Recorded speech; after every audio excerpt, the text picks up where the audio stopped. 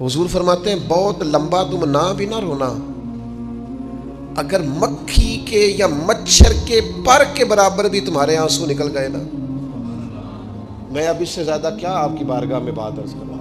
حضور فرماتے ہیں ایک مکھی اور مچھر کے پر کے برابر بھی تیری آنکھ سے آنسو نکل آیا، شرط یہ ہے نکلے ریاکاری کے لیے نہیں، نکلے اللہ کی رضا کے لیے، اس کی خشیت میں نکلے۔ فرمایا اگر مکھی کے پر کے برابر بھی تو رو پڑا تو اللہ تعالیٰ تیرے لیے دوزخ سے آزادی لکھ دے گا۔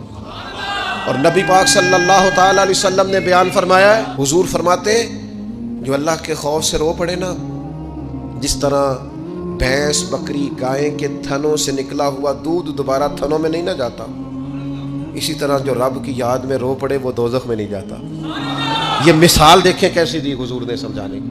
اگر کبھی رونا آئے اس کے لیے تنہائی کا انتخاب کریں، مجمع میں نہیں۔ ایک بندے کو حضرت عمر نے مجمع میں روتا دیکھا تو فرمایا یہ کام تو اکیلے میں کرتا، تیرے لیے برکت والا ہوتا، تیرے آنسو نکلے، تیرے رخساروں پہ بہیں۔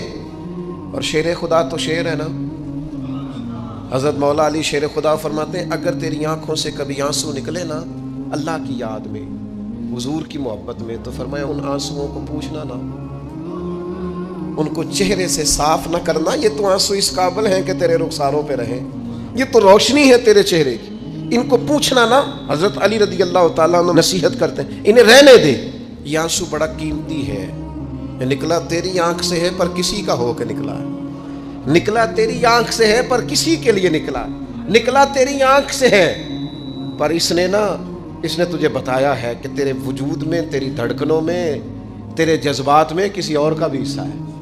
یہ رب رسول کی رضا کے لیے چھلکا ہے۔ ایک بھی رونے والا ہو تو باقیوں کا کام بھی سنو نا۔ حدیث ہے بہقی شریف میں، حضرت حیثم بن مالک رضی اللہ تعالیٰ عنہ فرماتے ہیں نبی پاک علیہ السلام خطبہ دے رہے تھے، تقریر فرما رہے تھے، حضور کی باتیں دلوں کے میل کچیل اتارتی چلی جا رہی ہیں۔ فرماتے ایک شخص نبی پاک علیہ السلام کے سامنے بیٹھ کر حضور کی گفتگو سن رہے تھے، وہ رو پڑے، ساری گفتگو چھوڑ کے نبی پاک صلی اللہ تعالیٰ علیہ وسلم کی توجہ اس شخص کی طرف ہو گئی۔ ہوا کیا ہے؟ وہ تقریر سنتے، بات سنتے بس رو پڑے۔ تو نبی پاک علیہ السلام فرمانے لگے آج اگر وہ سارے مومن بھی یہاں موجود ہوتے جن کے گناہ پہاڑوں کے برابر وزنی ہوتے تو اس ایک بندے کے رونے کی وجہ سے اللہ سب کی بخشش فرما دیتا۔ اور نبی پاک علیہ السلام فرمانے لگے یہ رویا ہے تو اس کے رونے پر فرشتے بھی روئے ہیں، اور فرشتے دعا کر رہے ہیں کہ اے اللہ یہ جو نہیں روتے نا ان کے حق میں ان کی سفارش قبول کر لے جو تیری بارگاہ میں روتے ہیں۔ توبہ رٹا لگانے کا نام تو نہیں نا، توبہ تو اللہ کو منانے کا نام ہے۔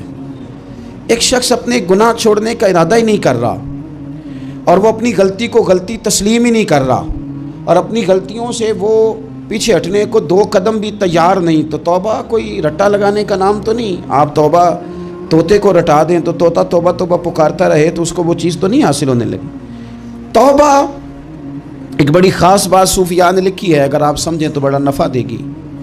وہ کہتے ہیں جس طرح گھر چھوٹا بنانا ہو یا بڑا بنانا ہو، زمین تو درکار ہوتی ہے کہ نہیں؟ زمین ہوگی تو گھر بنے گا، چاہے وہ چھوٹی سی کٹیا بنے یا بہت بڑا محل بنے، زمین کا ہونا ضروری ہے۔ اسی طرح آپ نے نیک اعمال تھوڑے کرنے ہیں یا زیادہ کرنے ہیں، توبہ کا ہونا ضروری ہے۔ توبہ وہ زمین ہے جس کے اوپر آپ نیک اعمال تعمیر کریں گے۔ اگر توبہ نہیں ہے تو پھر کوئی بھی نیک عمل آپ کے پاس ہو ہی نہیں سکتا۔ آپ پچھلے گناہوں سے رجوع کریں اللہ کی طرف، آپ کہیں کہ میرے اندر یہ غلطی ہے میں توبہ کرتا ہوں۔ ان العبد اذا اعترف، اعتراف جرم کریں، پھر اللہ کے حضور رجوع لائیں۔ ہمارا یہ حال ہے کہ ہم جتنی بھی توبہ کرتے ہیں، جس قدر بھی استغفار پڑھتے ہیں، اس کو ایک وظیفہ سمجھ کے پڑھ لیتے ہیں، بھئی یہ بھی اچھا ہے، برکت سے خالی نہیں۔ لیکن توبہ کا حقیقی مفہوم یہ ہے کہ انسان اپنا محاسبہ کرے، اپنی پچھلی ساری زندگی اپنی آنکھوں کے سامنے لائے۔ اگر وہ سمجھتا ہے کہ اس حال میں مر گیا تو میرے لیے مشکل ہوگا منہ دکھانا اللہ رسول کو، تو پھر وہ فوراً سے پہلے اپنے گناہوں سے رجوع کرے اور اللہ کے حضور توبہ کرے۔ یہ توبہ کا مفہوم ہے۔ میرے رسول پاک صلی اللہ تعالیٰ علیہ وسلم نے اپنی امت کو اس طرف خاص رغبت حضور نے اپنی امت کی کرائی۔ رب بڑا مہربان ہے، بڑا ہی کریم ہے۔ وہ تو کسی بندے کی اونٹنی اگر کبھی گم ہو جائے صحرا میں اور اس طرح گم ہو کہ پیسے بھی اونٹنی پہ ہو، کھانا بھی اونٹنی پہ ہو، کپڑے بھی اونٹنی پہ ہوں، علاقہ بھی صحرا کا ہو، اور اس نے کسی ٹہنی کے ساتھ باندھی ہو، پھر وہ سو جائے، سو کے اٹھے تو اونٹنی غائب ہو۔ اب وہ اتنا پریشان ہو کہ آگے پیچھے دائیں بائیں دیکھا تو پتہ چلا کہ اونٹنی تو غائب ہو گئی، نہ کھانا ہے، نہ پیسے ہیں، نہ کپڑے، نہ سواری ہے، علاقہ صحرا کا ہے، پیدل جا بھی نہیں سکتا۔ تو فرمایا جس طرح وہ بیٹھ کر موت کا انتظار کرنے لگتا ہے، اور وہ منتظر تھا کہ اب موت ہی آئے گی، اب کوئی اور سہارا نہیں۔ فرمایا اچانک اگر اونٹنی سامنے آ جائے تو اسے کتنی خوشی ہوگی؟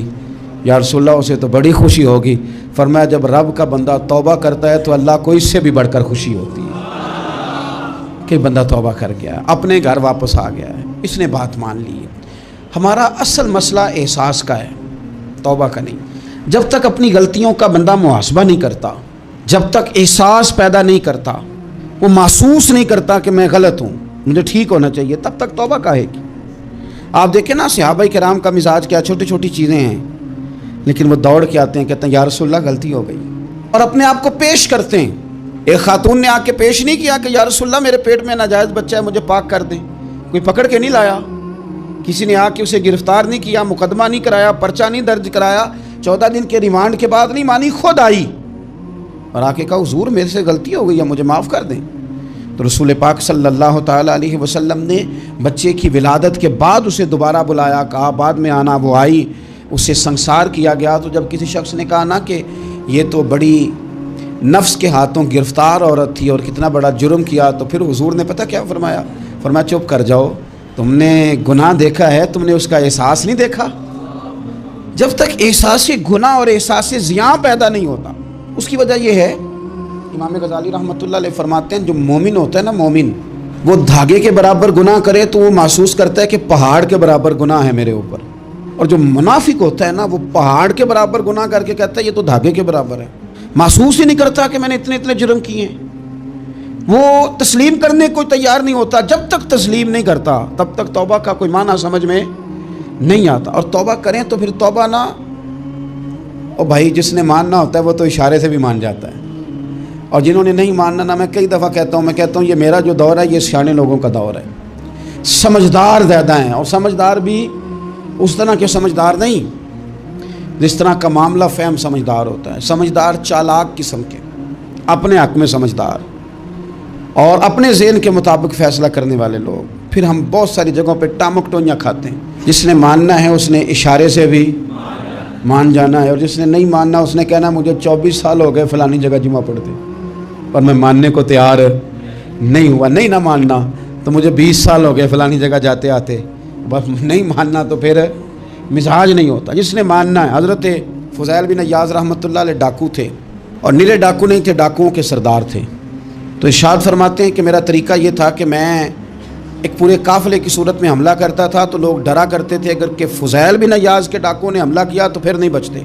ایک دن گزر رہا تھا تو ایک قاری صاحب آیت پڑھ رہے تھے، لا تقنطوا من رحمت اللہ، اللہ کی رحمت سے کبھی نا امید نہ ہونا، ان اللہ یغفر الذنوب جمیعا، بے شک وہ سارے ہی گناہ معاف کر دے گا۔ آپ فرماتے ہیں میرے دل میں بات اثر کر گئی، ماننا ہے نا۔ اس نے نہیں ماننا، اس نے 6666 آیتوں کا ترجمہ پڑھ کے بھی توجہ نہیں کرنی۔ آپ ارادہ کریں نا، آپ اپنی دل کی زمین کو زرخیز بنائیں۔ فرماتے ہیں میں فوراً وہ آیت سنی تو میں رویا، اور میں وہ حافظ صاحب کے پاس چلا گیا، ان سے اجازت لی، ان کے کمرے میں داخل ہوا۔ میں نے کہا آپ نے بھی آیت پڑھی ہے کہ اللہ سارے گناہ معاف کر دے گا؟ تو جس بندے نے کئی سال ڈاکے ڈالے ہوں، بیٹیاں روتی رہتی ہوں پر وہ مال لے کے آ گیا ہو، مائیں واسطے دیتی رہتی ہوں پر وہ لوٹ کے نکل آیا ہو، اب جی اگر وہ بندہ بھی سچے دل سے توبہ کرے تو اللہ معاف کر دیتا ہے۔ تو آفو جی کہنے لگے میں کون ہوتا ہوں تمہیں کوئی تفسیر بتانے والا، میں نے تو قرآن کی آیت پڑھی ہے، میرا رب کہتا ہے لا تقنطوا من رحمت اللہ، تم نے مایوس نہیں ہونا، تم آ جانا، معافی مانگ لینا، ان اللہ یغفر الذنوب جمیعا، اللہ سارے گناہ معاف فرما دے گا، اللہ سارے گناہ، تو یہ تو اللہ فرما رہا ہے۔ فضیل بن عیاض کہتے ہیں میں نے کہا ختم ہو گئی بات، توبہ بھائی۔ واپس آیا تو وہ میرے ساتھ جو تھے نا ان سے میں نے کہا سردار نیا تلاش کر لو بھائی۔ اب ارادے بدل گئے، پروگرام کچھ اور ہو گیا، اب تو لوگ ہمیں تانے دیں گے، اب تو لوگ باتیں کریں گے کہ اوتھے کی لین جانا ہے، فضیل بن عیاض کہنے لگے بس بھائی توبہ کرنی ہے، اب تم کوئی اور سردار تلاش کر لو. اور اوپر سے نہیں کہا، توبہ کی تقریریں نہیں کی، دوسروں کو میسج نہیں بھیجے اور لیکچر نہیں جھاڑے، رو کے کہا، درد سے کہا، دل سے کہا. تو وہ جو باقی کے تھے نا ان پر سردار کی بات کا اثر ہوا. کہنے لگے سردار ہم نے سردار نیا نہیں ڈھونڈنا، اگر چوریاں مل کے کی ہیں تو اب تو اس طرح تو نہ کر، توبہ بھی مل کے ہی کریں گے، اب اللہ بھی مل کے ہی کریں گے. اب بس تو اگر ادھر جائے گا تو ہم بھی تو جائیں گے نا. اللہ اکبر. فضیل بن عیاض کہتے ہیں ظاہر ہے مال لوٹا کرتے تھے. میں نے مسئلہ پوچھا علماء سے تو انہوں نے بتایا کہ یہ تو حقوق العباد کا مسئلہ ہے، جو لوٹا ہے وہ تو واپس کرنا ہی پڑے گا. اب میں نے وہ پیسے جمع کیے، اب سارے تو میرے پاس تھے نہیں، جتنے میں دے سکتا تھا دیے، جو کھا چکا تھا وہ رہ گئے. ایک یہودی کے پیسے رہ گئے، اس کے گھر چلا گیا. میں نے جا کے اسے کہا میاں میں نے کر لیا توبہ، اور میں وہ فضیل بن عیاض ڈاکو ہوں جس کے تیرے گھر سے اتنا مال لوٹا تھا، میرے پاس پیسے کوئی نہیں، وہ پیسے لگ گئے، اب تو اس طرح کر مجھے معاف کر دے. وہ کہنے لگا نا جناب، یہ بھی کبھی کبھی ہوتا ہے، لوگ نا شرافت کو بزدلی سمجھ لیتے ہیں. فضیل بن عیاض سے کہنے لگا میں تو پیسے لوں گا، ایسے تو نہیں معاف کرتا. آپ فرمانے لگے پیسے تو کوئی نہیں، یہ سچی توبہ ہے. وہ کہنے لگا پھر اس طرح کرو میری اونٹوں کو چارہ ڈالو، پیسے پورے ہوئے تو چلے جانا. کل ڈاکو تھے، ابھی وہ تلوار چلانی آتی ہے، نیزہ چلانا آتا ہے، ڈٹنا آتا ہے، اعصاب مضبوط ہیں، مسئلہ کوئی نہیں، لیکن توبہ سچی کی ہے نا. یہ سچی توبہ والے لوگوں کا طریقہ ہے. اس سے کہہ سکتے تھے کہ جا جو لب دینی لے لے، تجھے کہا معاف کر دے، تو تیار ہی نہیں ماننے کو. حضرت فضیل بن عیاض کہنے لگے اگر اونٹوں کو چارہ ڈالنے سے تو معافی دیتا ہے نا تو میں تیرے اونٹوں کو چارہ ڈالنے کو بھی تیار. کیونکہ راضی اللہ کو کرنا ہے، اپنے ضمیر سے بوجھ اتارنا ہے، بندوں کے سامنے سرخرو نہیں ہونا، اللہ کے حضور ہونا ہے. توبہ کا مطلب ہے رب کی بارگاہ میں سرخرو ہونا، بندوں کے سامنے نہیں. حضرت فضیل بن عیاض صاحب کہنے لگے ڈالیں گے تیرے اونٹوں کو چارہ، کیوں نہیں ڈالنا. 2-4 دن چارہ ڈالا تو وہ یہودی ایک دن کہنے لگا کہ یہ نا ٹھیکریوں سے بڑی ہوئی تھیلی ہے، یہ تو ذرا اٹھا کے لا. حضرت فضیل بن عیاض نے اٹھا کے اسے دی، جب اس نے کھولی تو اشرفیوں کی بھری ہوئی تھی. تو آپ فرمانے لگے تو کہہ رہا تھا ٹھیکریاں اٹھا کے لا. کہنے لگا میں تورات بڑی پڑھتا ہوں، عالم ہوں، میں نے تورات میں پڑھا تھا کہ مسلمان جب سچی توبہ کر لیں گے نا تو رب ٹھیکریوں کو بھی سونا بنا دیا کرے گا، پھر یہ مٹی کے ڈھیلے اشرفیاں بنا کریں گے. تو میں نا تیری توبہ چیک کر رہا تھا، یہ اس میں نے روڑے بڑے ہوئے تھے، لیکن تو اٹھا کے لایا تو تیری توبہ بھی سچی ہے اور تمہارا دین بھی سچا ہے. اب اس طرح کا معافی اس شرط پہ دوں گا کہ مجھے کلمہ پڑھا تاکہ میں بھی مسلمان ہو جاؤں. توبہ کے معاملے میں احساس، اور میں نے کہا کہ جس نے اشارہ لینا ہے اشارہ. ایک زازان نام کا نا گویہ تھا، آواز بڑی سریلی تھی.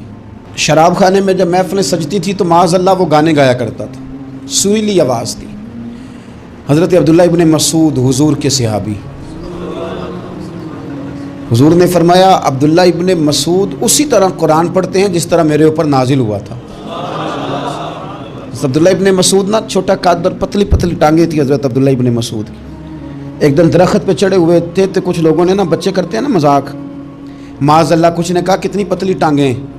اللہ کے محبوب علیہ السلام نے فرمایا قیامت کے دن عبداللہ ابن مسعود کی ٹانگوں کا وزن احد پہاڑ سے بھی زیادہ ہوگا. زبردست صحابی ہیں. اور حضور نے فرمایا میں نے جس کو گورنر بنایا، کسی جگہ امیر بنایا، مشورہ کر کے بنایا، اگر میں کسی کو بغیر مشورے کے امیر بناتا تو عبداللہ ابن مسعود کو بناتا. حضرت عبداللہ ابن مسعود گزر رہے تھے تو وہ جو زازان نام کا گویہ تھا وہ گانے گا رہا تھا. ہماری جو تقریریں ہیں نا جی، میری طرح کے لوگ، وہ چونکہ جمعہ پڑھانا ہے، 45 منٹ پاس کرنے ہیں، تو نہ وہ ذوق سے تیاری، نہ وہ درد. قوم کی اصلاح، ایک میرے حصہ فرمایا کرتے تھے تمہارا بچہ بگڑ جائے تو کتنے پاپڑ بیلتے ہو صحیح ہو جائے. یکدم خدا نہ خواستہ خاکم بدہن کروڑ دفعہ اللہ معاف کرے کسی باپ کو رات کو خبر مل جائے کہ تیرا بیٹا نشہ کرتا ہے، سوئے گا رات کو، روئے گا کہ نہیں مصلی بچھا کے. لیکن یہ صرف اپنے بیٹے کے بارے میں ہے. کاش قوم کے ہر بیٹے کے بارے میں ہمارا یہی ذہن بن جائے کہ یار یہ کیوں بگڑ گیا ہے. اور اس درد سے جب ہم اصلاح کریں گے، تقریر کریں گے، پھر آپ محسوس کریں گے کہ اللہ اس میں اثر بھی پیدا کرے اور اس میں تاثیر آتی. حضرت عبداللہ ابن مسعود گزرے تو اب درد تھا نا دل کے اندر، اور اگر کسی نے توبہ کرنی ہے تو ایک جملے سے بھی کر لینی. آپ گزرے، سریلی آواز کانوں میں آئی، کھڑے ہو کے کہنے لگے کون ہے؟ کہ جناب زازان نام کا گویہ ہے، مصطفیٰ کریم کے شانوں والے غلام کی زبان سے لفظ نکلے، کتنی سونی آواز ہے، کاش یہ قرآن پاک کی تلاوت کرتا۔ اللہ اکبر، کاش کوئی ایسا ہو تو صحیح جو ہمیں کہے کہ کاش یار تو قرآن پڑھتا، کتنی سونی آواز ہے، کاش تو نعت پڑھتا۔ کوئی کہے تو صحیح، کوئی کہتا ہی نہیں، کوئی کہتا ہی نہیں کتنا سونا چہرہ ہے، کاش اس پہ داڑھی ہوتی، کوئی کہتا ہی نہیں میری ملت کے جوانوں کو۔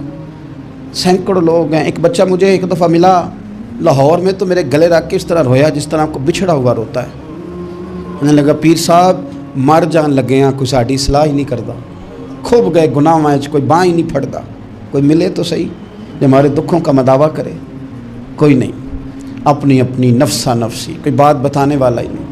میں اکثر دوستوں سے کہتا ہوں کہ بڑے شوق سے سن رہا تھا زمانہ، تو ہم ہی سو گئے، داستان کہتے کہتے لوگوں کا دل کرتا ہے ان کی اصلاح ہو جائے، پر کوئی درد والا ہو، کوئی ایسی بات ہو تو تب ہے نا جی۔ ہائے ہائے۔ حضرت عبداللہ ابن مسعود کہنے لگے کاش یہ قرآن پاک پڑھتا، یہ کہہ کے چلے گئے۔ باہر وہ نکلا نا، جب سارے لوگ باہر نکلے اس معاذ اللہ بری مجلس سے، تو جیم گوئیاں ہو رہی تھیں کہ آج تو یہاں حضرت عبداللہ ابن مسعود بھی آئے تھے۔ تو زازان سے کسی نے کہا کہ آج نا حضرت عبداللہ ابن مسعود نے تیری آواز سنی، تیری آواز، تو وہ کہہ رہے تھے کاش اتنی سونی آواز سے قرآن پڑھتا تو مزہ آتا، کاش۔ وہ کہنے لگا نبی پاک کے صحابی نے میرا نام لیا ہے، گویہ ہو کے میرا ذکر کیا ہے، حضرت عبداللہ ابن مسعود نے میرا نام لے کے کہا کہ کاش میں قرآن پڑھتا، وہ میرے لیے کہا مصطفیٰ کے صحابی نے۔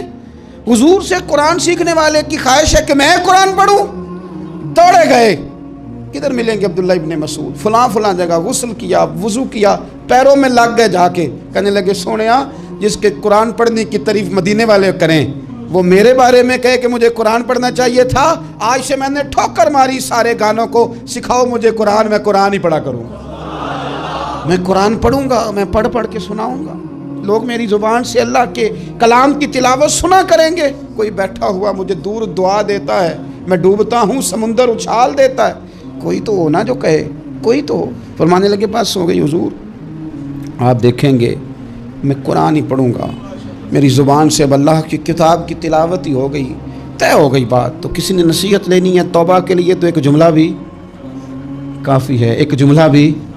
اور میں نے کہا کہ اگر صرف تقریریں سننی ہیں، واعظ ہی سننے اور ساری زندگی اسی پہ لگانی ہے کہ آج بڑا جملہ کا، آج بڑا مزہ آیا، آج فلانی بات او ہو پہلی دفعہ سنی، کچھ قرضے دے کے جان چھوٹے گی، اس کے بغیر جان نہیں چھوٹتی۔ اپنی قضا نمازوں کا حساب لگائیں اور ان کو نا صحیح کر کے ادا کریں۔ ایک مسئلے میں بڑی دیر سے دوستوں کو اشارے کنایاتاً باتیں کہہ رہا ہوں، پھر کہتا ہوں، میں نے شب برات کو تفصیل سے یہ بات کی تھی، پھر کرتا ہوں، اپنے معاملات کو صاف کریں۔ لینے دینے کے مسائل میں اپنے آپ کو ایک میں منت کے ساتھ بات کرنے لگا ہوں اپنے دوستوں سے، خدا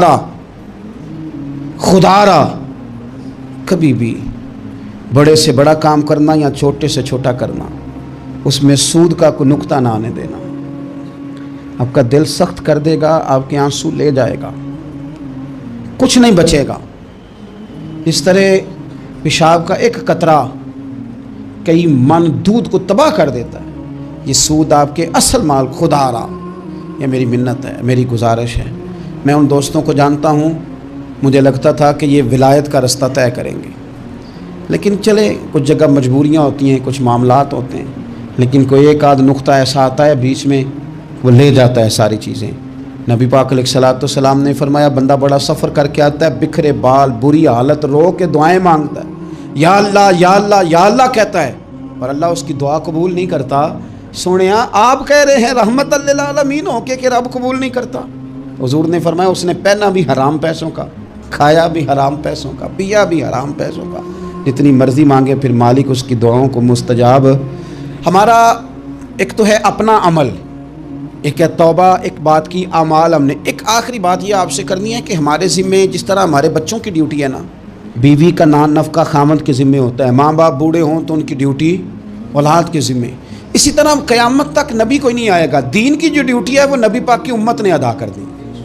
اور اللہ کیا فرماتے ہیں قرآن مجید کی سورہ محمد صلی اللہ تعالی علیہ وسلم اللہ فرماتے ہیں یا ایھا الذین آمنوا ان تنصروا اللہ ینصرکم، اے ایمان والو اگر تم اللہ کے دین کی مدد کرو گے تو اللہ تمہاری مدد کرے گا، وَيُثَبِّتْ أَقْدَامَكُمْ، اور اللہ تمہارے قدموں کو جما دے گا، یعنی تمہیں مضبوط کر دے گا، تم مضبوط سے مضبوط ہوتے جاؤ گے۔ شرط کیا ہے؟ ان تنصروا اللہ، اگر تم اللہ کے دین کی مدد کرو۔